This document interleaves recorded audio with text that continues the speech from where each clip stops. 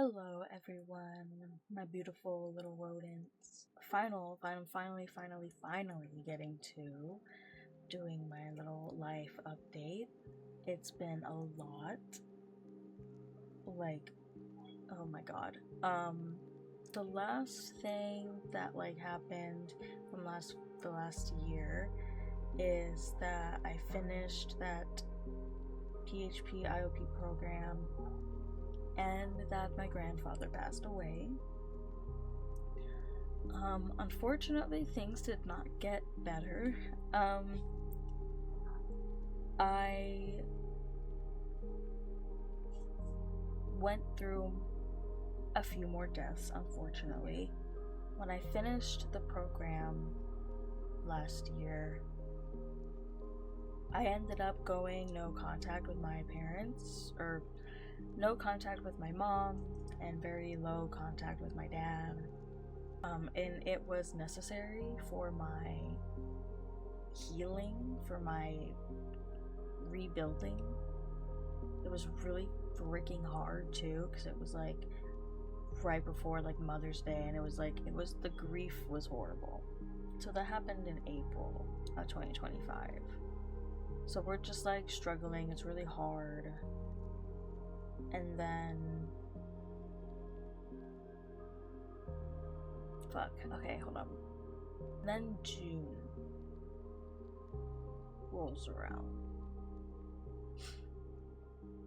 and my Nana, she passed away, and it's still the most devastating thing I've ever been through.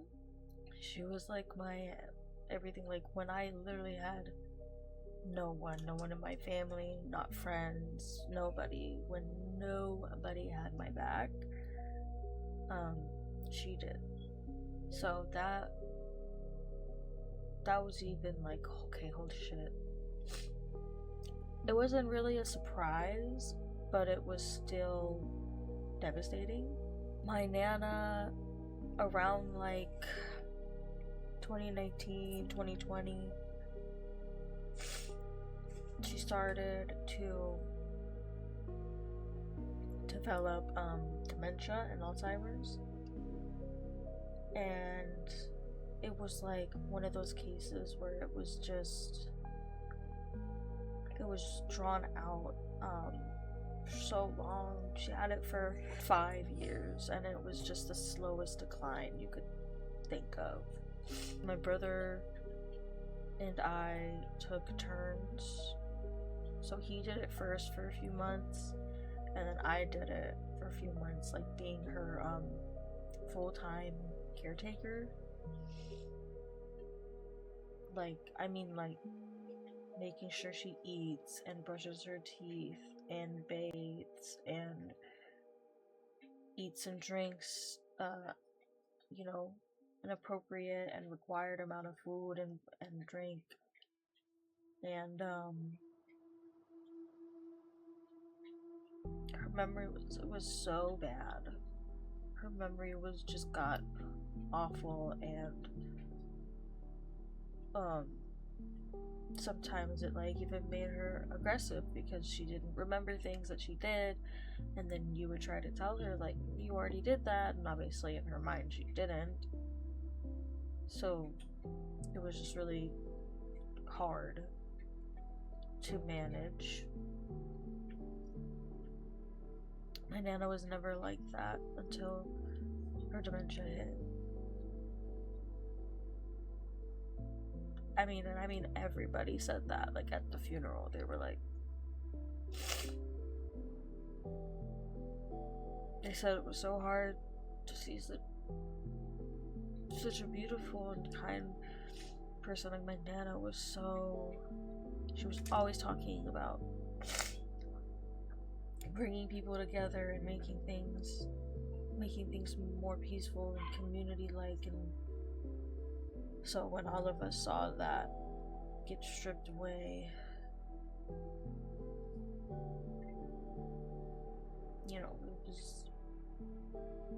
she was just different, but still the same. Like when she wasn't like frustrated or aggressive or whatever.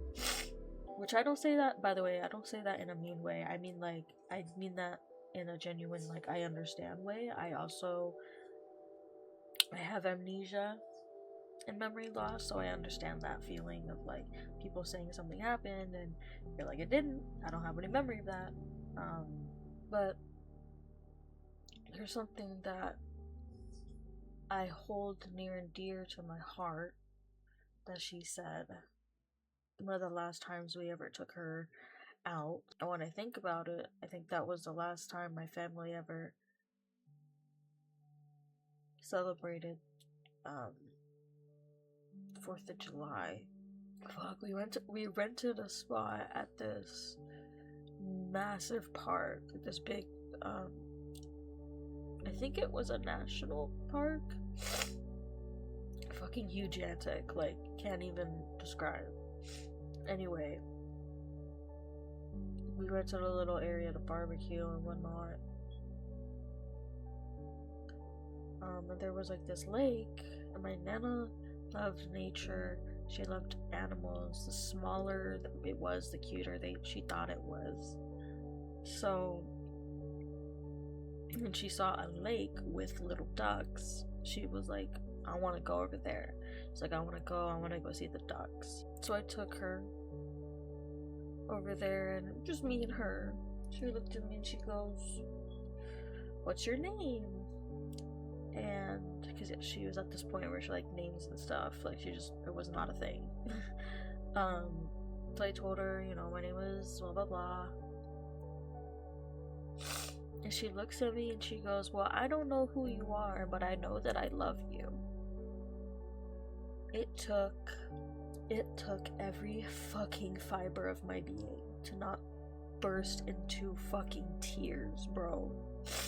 Because she wouldn't understand why I would cry. And this isn't the first situation where that's happened, where she had said something and I was like, I just had to sit there and be like, oh my god. I kept that story to myself for like 5 years, but I finally told everybody at the funeral, because for anybody who's dealt with this, you kind of get to this point where you start questioning, like, does she really know me? Does she really feel how she feels or how she says? Is there anything in there? Is there any part of her that's left that could even remember who we are and what we mean to her? And that was it. And so I hold on to that. I already got a tattoo in memory of her, but I kind of wanted to get another one that says that phrase, like, oh, I know that I love you, or something like that. I don't fucking know, but yeah. So my nana passed away. Oh god, that's not even the end of it.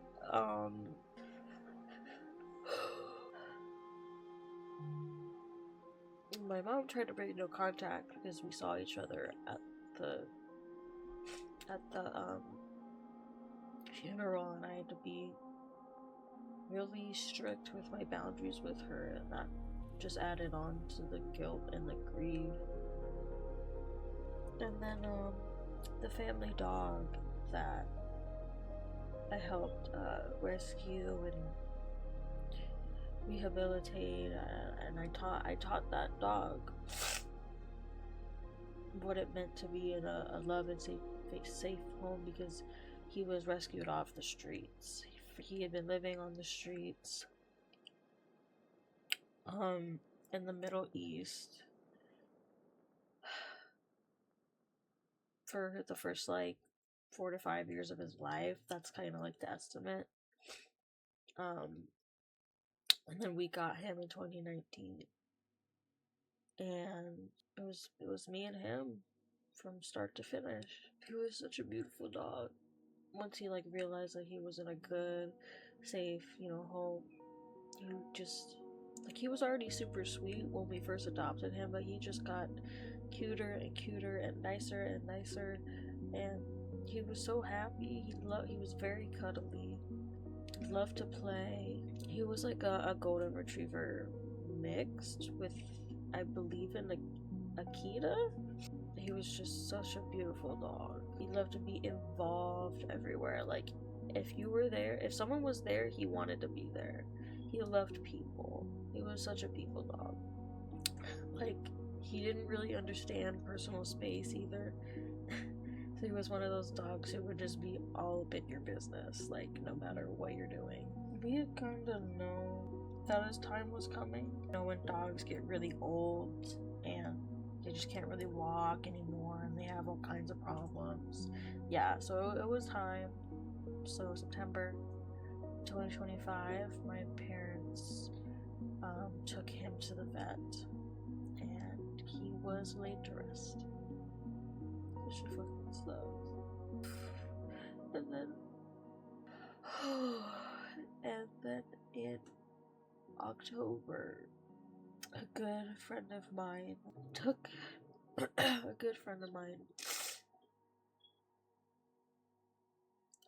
his life.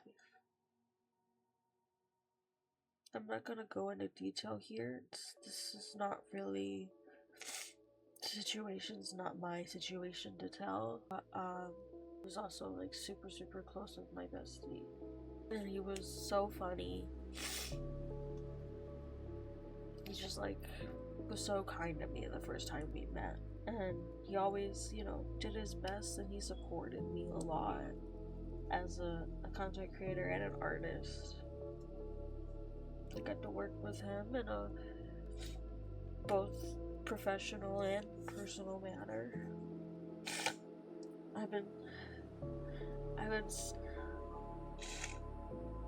I'm supposed to be playing Fortnite with my bestie, but I can't bring myself to open it. I want to, I just can't.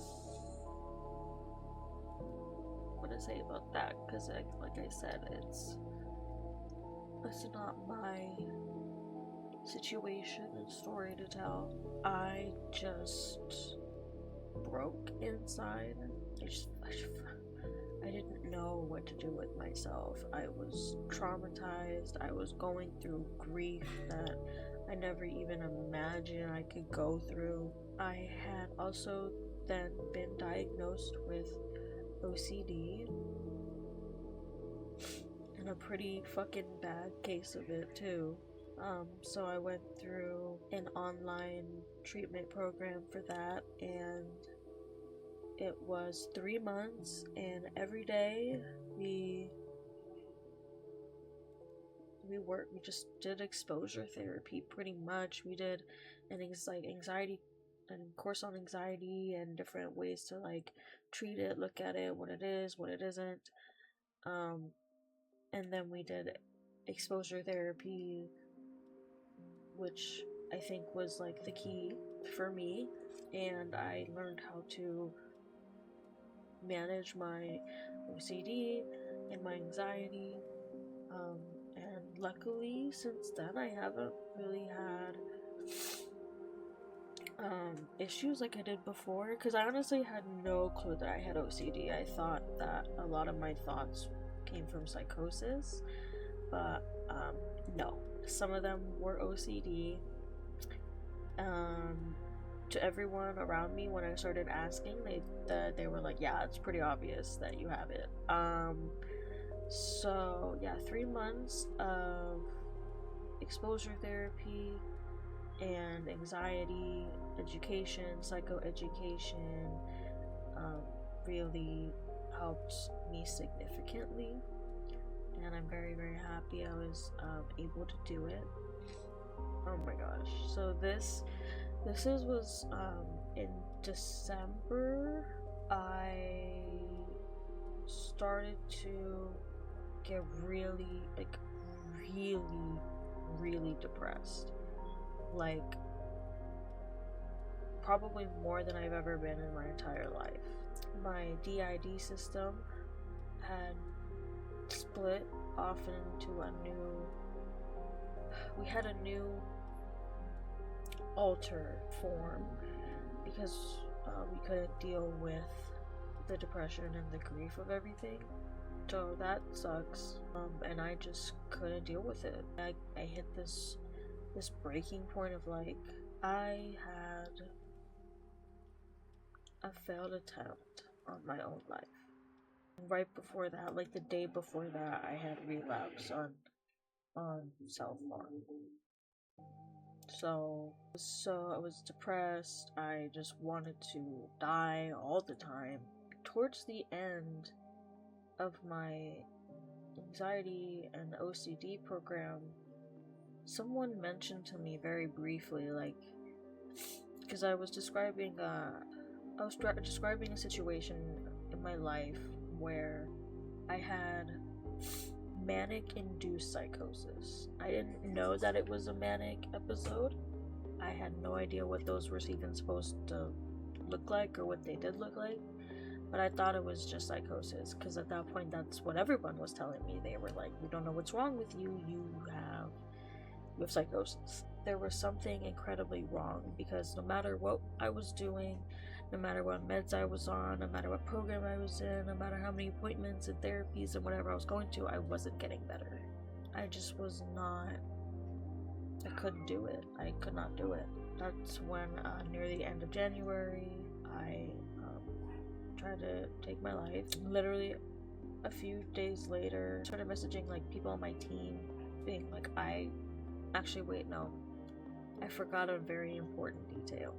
I'm gonna just go all the way back to November. I had started the OCD program in September, so I did September, October, November, and a good chunk of December. I finished the OCD program in December, and then in January I started to see an OCD therapy specialist, and she had said like, oh, I'm here for you, I'm here with you until we figure it out, like I'm committed to you and everything that you bring to the table, blah blah blah. So I'm like, okay, great, I feel good, I feel solid, I feel confident, and we finish the first session good, we're yeah, we're on the same page, blah, blah, blah. And then we get to the second session and we're talking, and 30 minutes into the session I go, yeah, and then I also I basically told her that I had an eating disorder, and I still kind of do, and that I was seeing a dietitian to kind of help me. And she all of a sudden goes, oh, you had an eating disorder. I don't want to treat you if that's a thing that hasn't been resolved. And I'm like, I've had this eating disorder for over 10 years. It's gonna be a little hard to just resolve. And then she basically just says, she's like, I'm not comfortable treating you because of the eating disorder. That was I don't know, to me, in my brain, for some reason, that right there was the cherry on fucking top. I had lost so many people and loved ones. I had dealt with so much grief that still is a lot unprocessed. And this person who had just promised me, support no matter what, was never mind. And I understand that every doctor or professional has their specific set of things that they do and don't have an expertise to deal with, or it's just not something that they want to deal with. I know that. But I also have bipolar disorder and borderline personality disorder.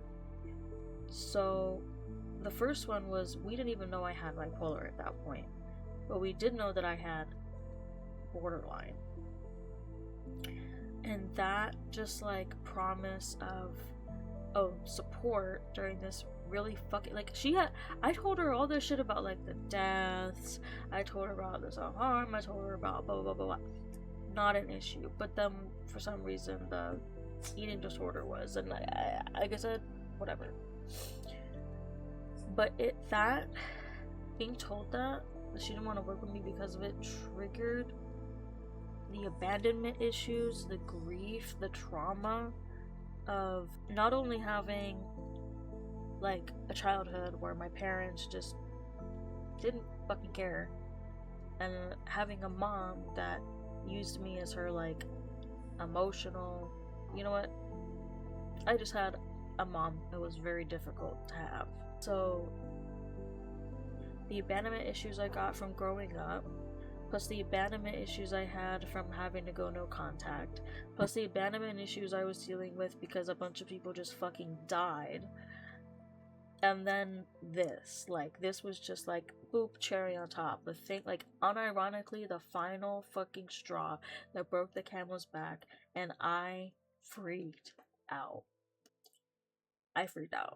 I was just like, why is everyone not want to working with me? Why do people not want to like, I was just freaking out. I was going on and on about how people just didn't want to work with me because I was too complicated. That has been a common in my life growing up, where a lot of people told me, we don't know what's wrong with you because you're so complex and we don't know what to do and we can't treat you. Do you know how hard that is to hear? So when it happened again, after being, told very sincerely that like, I'm gonna be there for you no matter what, even if it's just a professional saying that just to say that, and then to quickly, after everything, like after all the trauma that I told her about, she's gonna somehow like be like, oh, the eating disorder is my line. It just like didn't compute in my brain, and it still kind of doesn't, but whatever. I freaked out. I'm like screaming and crying, talking about people don't want to work with me. People always think I'm too complicated to work with. Everybody wants to just like give up on me. Like, I was just not doing it, bro. I was not it. For probably a good like 20 minutes, I was like just having a fucking episode. And then once I kind of was able to bring myself back down, she had me message my therapist and my psychiatrist, being like, hey, and then she also reached out to them so that to be like, hey, this is actually like a very serious thing that just happened, because it was like really bad. And so I was able to get like an emergency appointment with my psychiatrist, and about 4 days later, but between that session where I freaked out and the time where I had to get like an appointment, I had like relapsed on self-harm, and I had also had an attempt on my life. It was a failed attempt, but it wasn't an attempt. With everything that just like I had gone through, December of 2024 and December of 2025 was crazy, because in December of 2024 my step grandma passed away.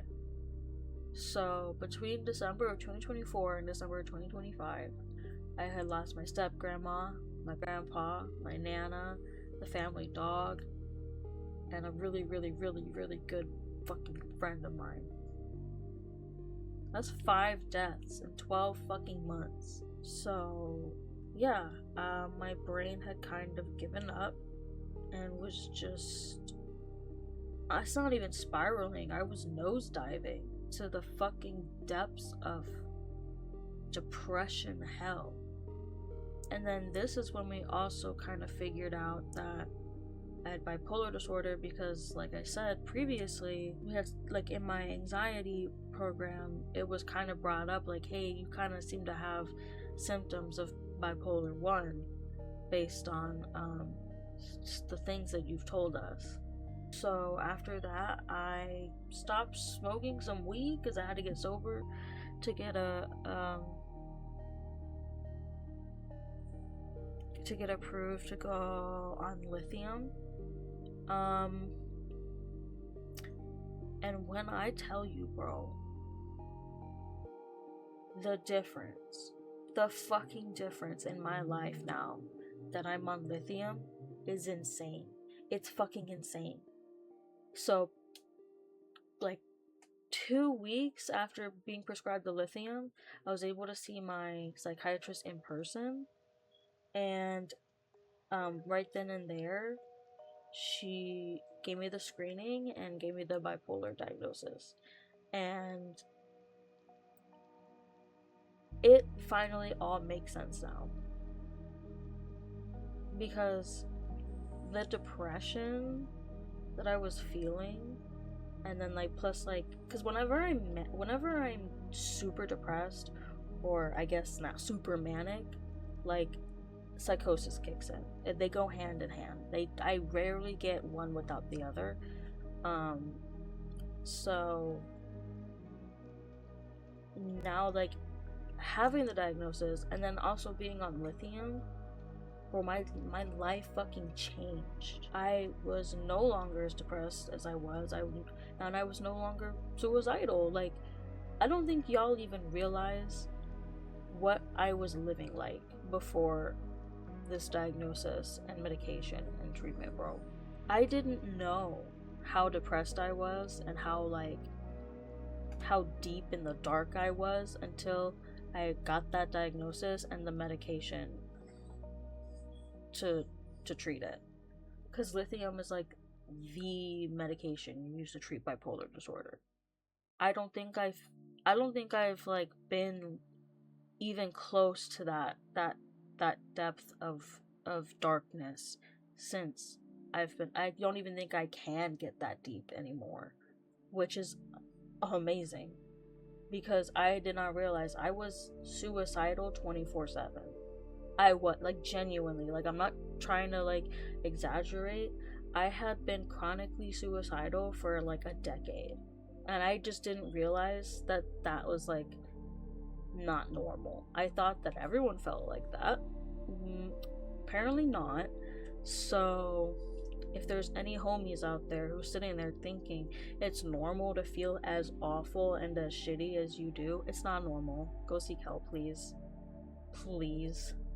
Make the best choice for yourself and try to go get some kind of professional help, or at least diagnosis, so that you can deal and with what you have. Getting a diagnosis is fucking half the battle. I didn't get diagnosed with OCD till I was 25 and bipolar till I was 26. What the fuck? So I got those diagnoses. I had the massive emotional explosion. I had the attempts at the relapse, and then it all comes to a head when I finally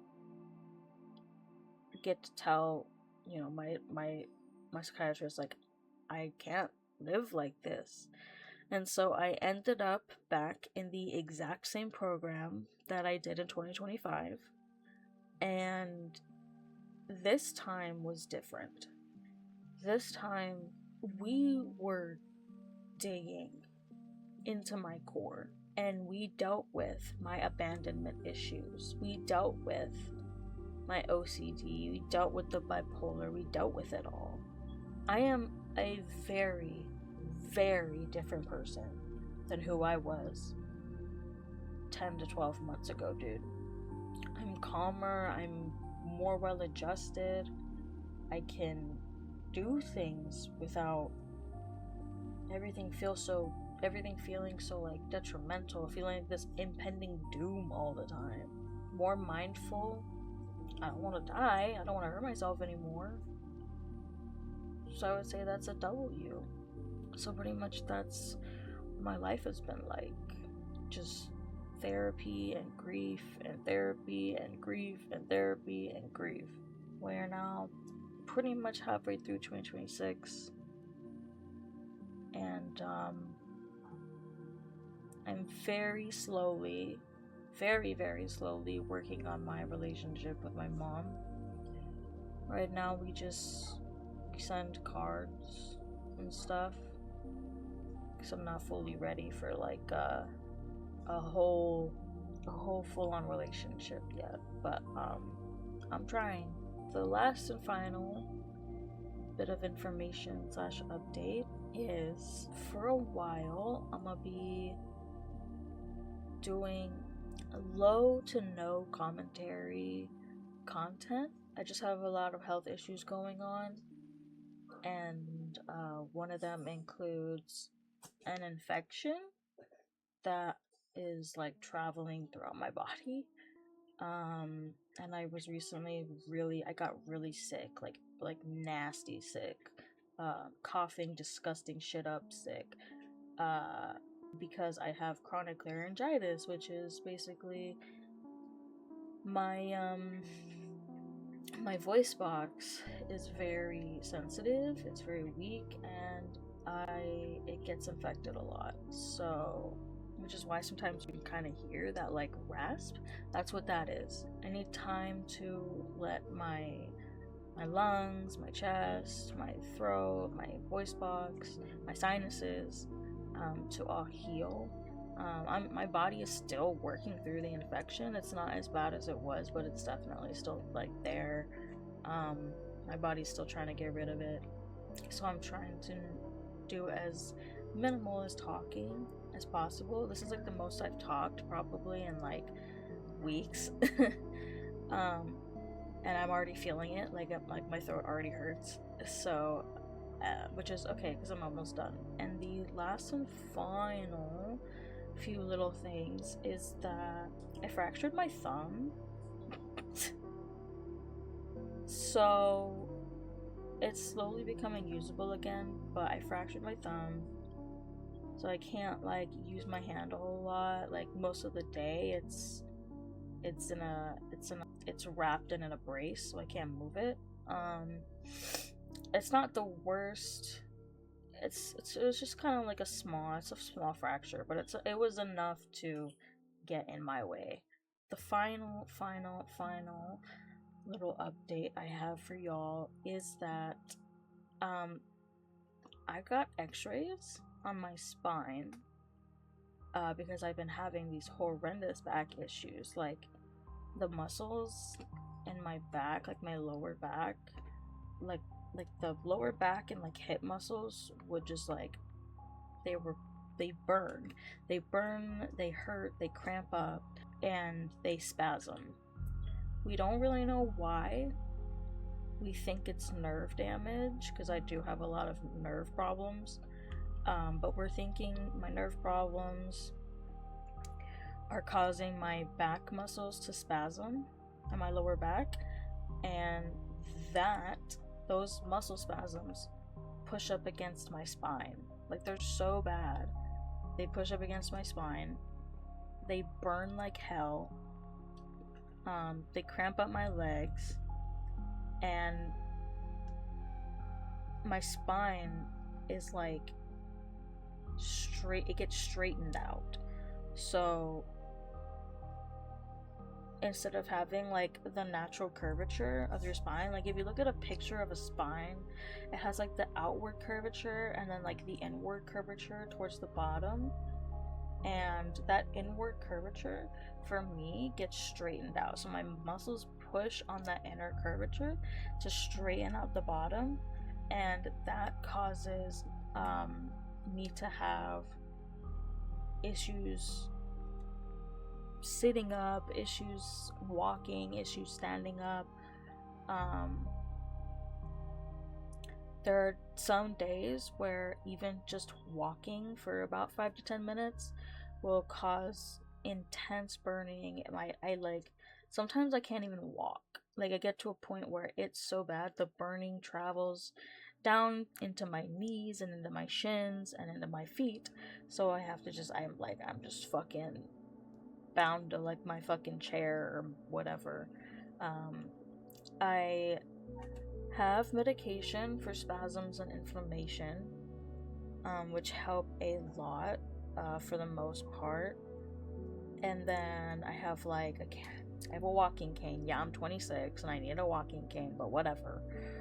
I've had the walking cane since I was 20, because I herniated a disc in my spine and I couldn't walk back then either.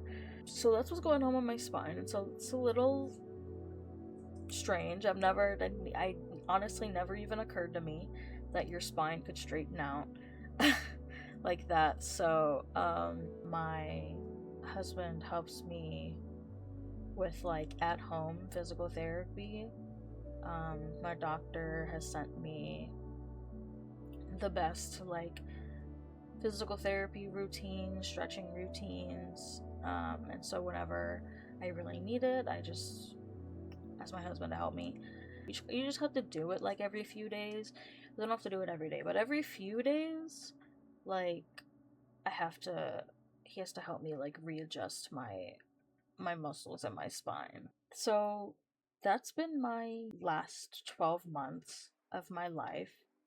Been fucking awful, horrible. It was hectic. It was somehow really slow and really fast at the same time. I've never felt so much grief, but also like healing in my life. Whatever I did in this last year, in these last treatments, like I tore myself apart and put myself back together. I ripped myself to shreds and then used those shreds to sew a new fabric that soon became me. I have never been so confident in what I'm trying to do for myself and my future and my partner and my career and what I want to do. And I finally feel like I can do it. I might not be able to work a traditional job. I not be able to, like, you know, and I know that. And so I've been trying to find ways. That's why I'm trying to be an artist and do content, and hopefully maybe I might be able to get some sort of part-time job that doesn't require a lot of standing and moving around. There's plenty of jobs like that, even if it is an office job, but you know what, fuck it, you know. To wrap everything up, god, life hurts right now, but there's also some really solid things going on for me as well. Gonna move soon, and I got my Frenchie and my kitty. I approve of where things are heading. Thank you to everybody who's been here. I know that you guys don't know what goes on in my life, but being able to have this fun little corner on the internet has helped. I've made some really good friends here, and I literally wouldn't give it up, ever.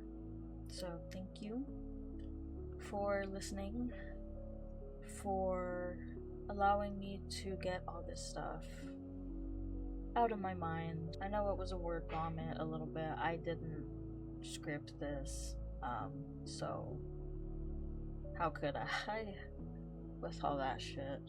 Make better choices, my rodents, and take care of yourselves.